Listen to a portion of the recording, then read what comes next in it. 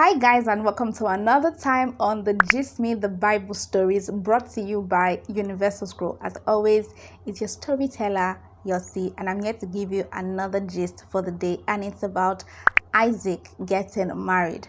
So this is about the story of Abraham's son. Remember the last story about how Abraham and Sarah, did not have a child for many years, and God promised them that they would have a child, but it just never came for so many years. And then finally Isaac came. So we're going to be moving on from there. All right, so this guy Isaac, that was the special child that Abraham had been looking for all along, finally came. And so they were happy. Isaac was growing well, and everybody was just in a very good mood because God finally fulfilled his promise to them after many years. Now Abraham, Isaac's father, heard from God. Now he heard from God, and God said that he should sacrifice his son Isaac. Wait a minute, I know you're gonna be like, what? God said what? I mean, if we look at it from now, we'll say God cannot contradict his word. How would he say that he should sacrifice his child? God was testing Abraham, and the good thing was the fact that Abraham had heard from God several times, so he knew the voice of God, so he wasn't confused. He wasn't like, okay, maybe it's the devil that is talking or something. He had already heard from God several times. When God promised him and promised him and promised him, he knew it was God. So for God to tell him to sacrifice his child, he knew, I know that this is God's voice, and if he's saying so, I just have to obey because he's the one that gave me this child. So let me just do what he says. It's weird, but God knows how he deals with his people. So he took Isaac and said, okay, we're going on a trip. So he took Isaac and went with Isaac, and they went up a particular I think mountain thereabouts. And when they got there, I think Isaac asked him there about that, where is the ram that we're going to use? And like, don't worry, God will provide. And they still got there to the top of the mountain, only for Isaac to realize that again, he is the ram. I'm sure the guy will have been, wait, Dad, what are you doing? Like, what is this all about? Well, Isaac just, trusted his dad and still laid there. They tied him up and all of that. And Isaac and Abraham was about to, sacrifice his son Isaac, and God now told him to stop. That it was just a test. I'm just kidding with you. God must have been cracking up in heaven. It was like, I'm just kidding. I got you and all of that. So he just said, no, Abraham, don't do that. And then God showed him a ram that was stuck nearby, and was like, okay, use that ram as a sacrifice to me. So God was just testing Abraham to see that he will be faithful to him even to the very end. So when that happened, I can imagine the conversation that went on after that. Like when they got home, I'm sure Isaac could have told his mom, like, Mom, do you know what that did to me today? Like, that almost assassinated me. And it have been a whole showdown because the mom, like, do you know how many years I waited for this child? I want to sacrifice him to God. I don't get it. But anyway, so he got down, and later on, Isaac grew, and he was now matured and ready to get married. And of course, Sarah was old and later died, unfortunately. Now, Abraham called his servant Eliezer and informed him that he would like him to look for a wife for Isaac, and he had to ensure that the wife was from his people in Haran. Like, Isaac came from Haran, as I gave you the gist the last time about how Isaac moved from Haran and went to Canaan. So he told him to go back to meet his people from his relatives and pick a wife for Isaac, because he did not want a wife from for Isaac from the Canaanites, the people that were still living in the land, because they were not believers. They were not people that feared God. All right. So Abraham made his servant Eliezer to swear an oath to him that he would definitely get a wife from the people of his relatives anyway. So Eliezer journeyed to Haran, and finally when he got there, he had a prayer. He was like, God, I need to get a wife for my master's son, and I need you to help me in this, because it's not going to be easy to find. It's like, how do I find a wife for somebody else? It's like, I'm not going to find a wife for myself or somebody else. Like, that's going to be tricky, right?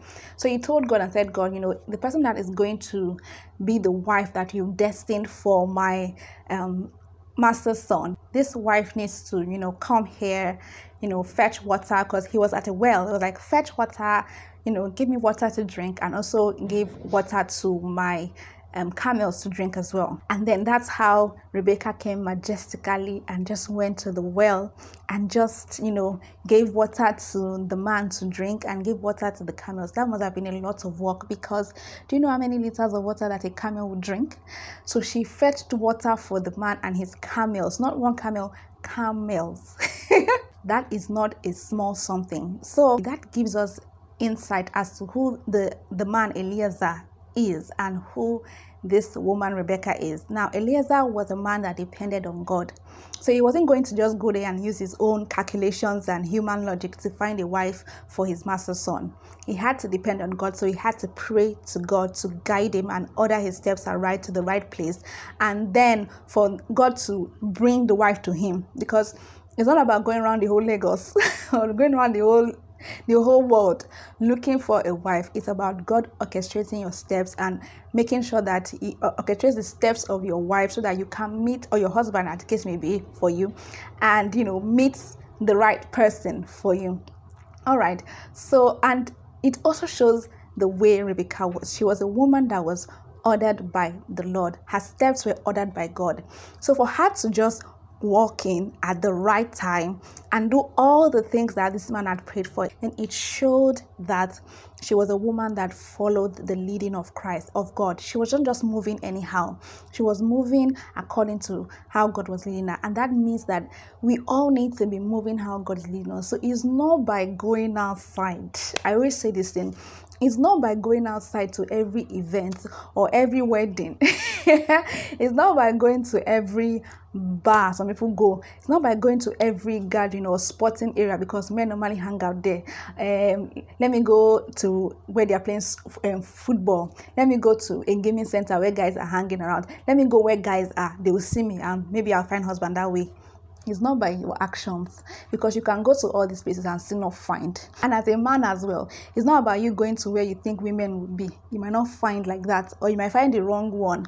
It's about trusting God to order your steps aright and order the woman's steps aright, so that you guys will just meet according to the plan of Christ, of God. Just allow God to work in your life. So this woman moved according to the leading of God and went to where she needed to be and did the things that she needed to do, because I'm sure there were other women that came there and went about their business, but she was destined to be the wife of Isaac. So when she did all that, Eliezer immediately spoke to her and let her know that you are the one I'm looking for. He took him to the house.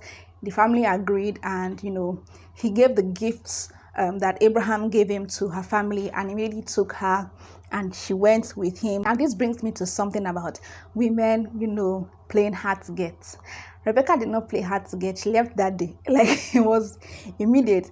There's some things that if you're led by God, when God is saying this is the right step for you to take.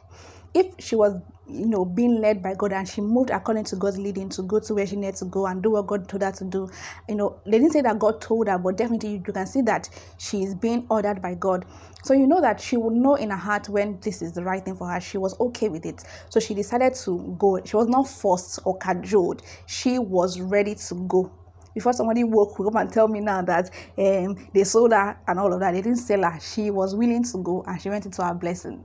So Rebecca went with the man, and when she got there, she covered her hair and all of that with her veil, and then Isaac came and then took her in and all of that. The whole marriage happened, and everything was beautiful. And then Rebecca got pregnant. Yes, again, she was pregnant. So when she got pregnant, she was told that she was carrying twins, and these twins represent two nations, but the elder one would serve the younger. So that means the younger was going to be greater than the older one. So of course, when she gave birth to the children, the first one was Esau, and Esau was all red, very hairy, and he was, the type that used to hunt. He loved to hunt, so he was a hunter. And then the second was Jacob. He wasn't hairy like his brother. He was smooth skinned, and he loved to cook. Okay, and so Esau was the favorite child of the father Isaac, whereas Rebecca, who had the revelation, who had the gist of what was going on in the womb, when they told her that she had two nations and the younger one was going to be greater than the elder one, of course her favorite was the younger one, woman that is woke and understands what's going on. So she preferred Jacob. So Jacob was her favorite, while Esau was a favorite of the father Isaac. So there was a time when, Esau went to hunt as usual, and he was coming back. He was really hungry, whereas Jacob was cooking, and I think it was being pottage or something like that. So Jacob, this sharp guy, the tricky guy actually, because he was not this good smart guy, he was a tricky guy.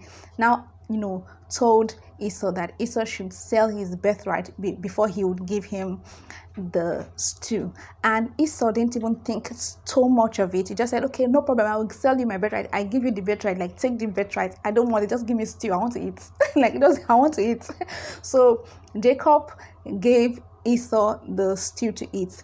Now this brings me to something. Sometimes, we start joking about certain things, and we say certain things in the midst of, not caring too much about it, or not seeing so much depth into it. We think, oh, it's just a joke, or I'm just saying it.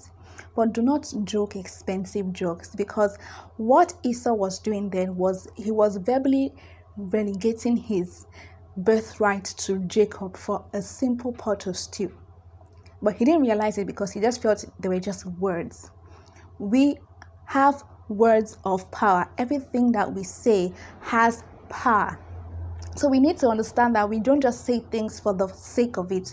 We need to be careful what we use our mouth to say, even in the times when we are joking, because it can, have a repercussion on us. So we have to be very careful. So Esau just gave his birthright like that because he was hungry. He was like, take the birthright, I don't want it, just give me stew before I die of hunger. And sharp guy Jacob knew what he was doing, and so he was serious about it, and he gave him the stew with the mind that I'm going to take your birthright. Now, many years later, Isaac was old and could not see, and he was going to die eventually, and he knew this. So he called his son Esau, who is his favorite, and then told him that he should go out and hunt for a nice animal and kill it and make a good meal for him. And once he brings the meal, he would bless him, because the tradition then is that when the man wants to die, before he dies, he will bless his sons and place some blessings upon them that would have impact in their lives. All right, so Esau went out to hunt. Now Rebecca had heard what Isaac told Esau, and because Jacob was her favorite, and she was already told before when they were still in her womb that Jacob is going to be greater than his brother Esau, so she felt like I need to calculate this thing sharp, because my younger one must not lose it. So she made Jacob to wear Esau's clothes and then put goat skin on him so that he'll feel very hairy and he will smell like his brother. And then she made a very nice meal for Isaac, Isaac's favorite meal. She's the wife, she knows how Isaac likes it, so she made a very nice meal for Isaac and then gave it to Jacob and said, take it to your father so that he can bless you in place of your brother. She was a very tricky woman too. So Jacob went and gave the food to Isaac. Now I know Isaac is blind, so he cannot see. So Isaac heard the voice of, Jacob, and he was like, I can hear the voice of Jacob. But, when he felt the body, he felt, okay, the body is the body of Esau. The smell, the clothes, like the clothes of Esau. So because, he was confused, but he just felt, once he ate the food, he was like, well, let me bless this person. He just blessed Jacob and really blessed him a lot, like the blessing that was supposed to be for Esau. He gave him all of the rightful blessing, poured all of his blessings upon him. And so Jacob left, and then Esau came and went to meet his father, and the father was like, wait, is it not you that I blessed? Oh, so it's Jacob. Oh, I'm so sorry, I've actually given all the blessings to Jacob. There's nothing for you like that left. So Jacob was like, is there not anything left for me? He said, okay, well, there's a little I can give you. And so he blessed him, with good blessings though, but was not as much as Jacob. And with all the blessings, you could see that would mean that Esau would be less than Jacob. Now this was all about him relegating his birthright from the very beginning. Okay, so little things like that, we need to be very careful. So that's how he lost his birthright actually, because the blessings were given to Jacob instead of Esau. Now, Esau was talking about how once his father dies, he would, kill Jacob. And Rebecca heard and was like, hey, don't kill the promised child for me. Don't kill my child for me. So she told Jacob, you know what? Oh yeah, Alele, run to my brother's place, Laban. Run to meet him there and stay there until your brother Esau has calmed down. Because if you are still here, he will kill you. And it's not in my watch that my son would be killed and he would lose what he's supposed to enjoy. And so Jacob, hurried and ran off and went to, meet Rebecca's brother Laban. And that's where we're going to end it for today. The story actually continues. We're going to be looking at the story of Jacob when he left from his father's house and went to Laban, what happened to him there and what did he face there and all that happened to him is going to be actually very interesting. And I hope you really enjoyed this episode of the Gist Me the Bible stories. If you did, please ensure that you subscribe to this channel and that you click the notification bell to get notified when we release a new video. And of course, like this video and share with your friends and family so that they can join the Universal United Christian family. I love you all and I'd like to see you in the next video. Until then, we can hang out on our social media handles on Instagram, Facebook, and Twitter. Love you guys and have a good day. Bye.